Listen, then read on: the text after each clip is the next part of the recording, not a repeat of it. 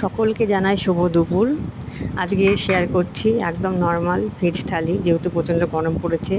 বেশি মশলাপাতি রোজ খাওয়া ঠিক না, সপ্তাহে একটা দিন হালকা পাতলা খাওয়াই ভালো।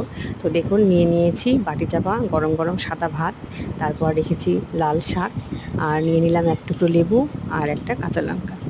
আর তারপর নিয়ে নিচ্ছি গোল গোল করে কেটে নেওয়া আলু ভাজা। আমার মেয়ে এই গোল গোল করে কাটা আলু ভাজাটা খুব পছন্দ করে, তো ওর জন্য স্পেশালি বানিয়েছি। লাঞ্চের থালাটাও সাজিয়ে দিলাম। আর তারপর নিয়ে নিচ্ছি দেখুন সর্ষে ভেন্ডি। সর্ষে ভেন্ডিটা বাড়ির সকলেই পছন্দ করে, তাই আজকে করেছি। আর তারপর রাখছি মুগ ডাল। মুগ ডালে কিন্তু আমি কোনো মশলা দিইনি, শুধু কাঁচা লঙ্কা আর শুকনো লঙ্কা, তেজপাতা আর জিরে ফোড়নে রান্না করেছি। ব্যাস, বেশি তেমন কোনো মশলা দিইনি। গরমে একটা দিন হালকা খাওয়াই ভালো।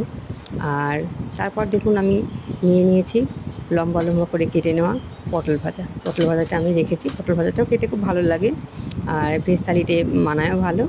আর তারপর দেখুন, আমি নিয়ে নিচ্ছি এক গ্লাস জল। ভিডিওটি ভালো লাগলে লাইক, শেয়ার এবং সাবস্ক্রাইব করে পাশে থাকবেন। আর ছোট্ট একটি কমেন্টে জানাতে ভুলবেন না ভিডিওটি কেমন হয়েছে। আপনাদের ভালো খারাপ সব রকম মতভেদ আমার